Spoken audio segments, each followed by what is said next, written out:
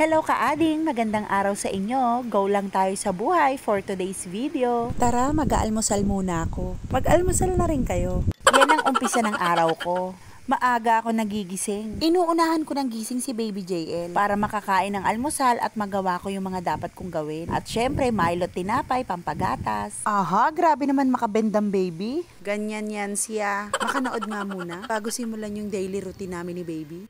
Tuwing umaga habang natutulog pa si JL ay nagbe-breast pump muna ako para mawala yung bigat, pananakit at pamumuo ng gatas sa breast ko. Napakalaking tulong neto at yan nga yung naipon ko. Nagising na si JL at katatapos lang niyang dumedi dyan. Kaya ayan, nagpapadighay ako. Hele-hele, sew-sew, kanta-kanta, ganyan yan siya. Pagkatapos dumighay ay lagi ko siyang kinakausap tuwing umaga. Pansin ko nga sa batang to, tuwing umaga, lagi siyang nagmo-morning smile. Ganyan yan siya. Ang sarap sa pakiramdam pag nakikita siyang tumatawa tuwing umaga. At ang sarap din sa pakiramdam kapag may sanggol sa bahay. Mga ilang minuto ko rin siyang kinakausap kapag umaga. 2 months pa nga lang si Baby JL pero parang nakakakita na siya. At para bang nakikipag-usap na sa akin. Pero sabi nila hindi pa nga daw nakakakita yung mga ganitong edad ng sanggol. Nakakaaninag pa lang daw. At pagtapos naming magkwentuhan ni Baby JL ay minamassage ko yung mukha niya at buong katawan niya tuwing umaga. Ang sabi kasi ng mga matatanda, magandang gawin nga daw do sa mga sanggol. Pati mga kamay at talampakan. Pisil-pisilin ang hindi sila masasaktan para mag-circulate ng maayos at maganda ang dugo ni Baby.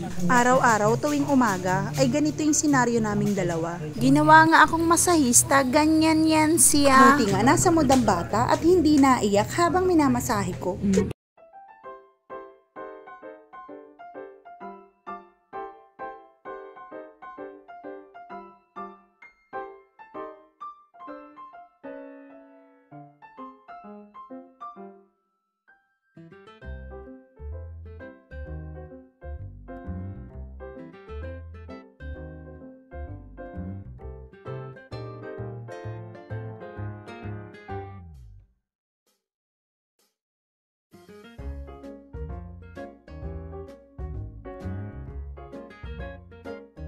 Tapos na akong magmasahe kay bossing. Kaya naman tummy time na. Ganito yung ginagawa ko sa kumot kung saan ko padadapain si Baby. Irorolyo ko at kung saan yung nakaumbok ay dun ko siya padadapain. Dahil 2 months pa lang si Baby JL ay 5 minutes lang o hanggang sa umayaw na siya ang tummy time niya. Alam niyo po mga mami na nakakabuti sa mga baby ang pagtatummy time. Dahil dito lumalakas ang leeg, braso at kamay ni Baby. At nakakatulong din para ma-exercise na magawa nila mag-isa ang pag-upo, paggapang at paglalakad. Pagkatapos magdudu time, ayan at pinapatulog ko na. Dahil paggising niya, magpapausok kami o steam inhalation. Nag-uumpisa na nga ang ubot sipon niya. Uso kasi ngayon natamaan na nga siya kahit 2 months pa lang. Malaking tulong ang steam inhalation para mapagaan ang sipon at tubo ni Baby. Matandang self-medication na nga ito. Mga nanay dati pag nagsi-self-medicate sa mga anak nilang may ubot sipon, nagpapakulo lang sa takorin ng tubig na may asin, sa kanila nilalanghap yung usok. Kaya kung wala naman kayong ganito, pwedeng magpakulo, kaldero o sa takorin ng tubig na may asin. Saka ipapalanghap sa bata para mapaginhawa yung pakiramdam nila kung barado man ang sipon nila at matindi yung ubo. Ganito nga muna yung ginawa ko bago namin siya ipa-check up. Naglagay ako ng tubig at asin. Inilagay ko nga tong parang takip niya. Diyan lalabas yung usok. Yan na rin yung magsisilbing pangharang para hindi kalat-kalat yung usok. Ayan, ganyan yan siya. Kung bet nyo to, ilalagay ko sa comment section yung link kung saan ko binili. Nagsimula na kaming magpausok. Mukhang irritable ang bata. Ganyan yan siya.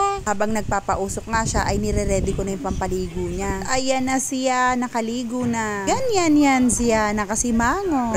Fresh na nga eh. Iniwan ko na si Baby sa tagabantay niya. At marami pa akong gagawin. Ganyan yan siya. Salamat sa panonood. La la la la la la la la.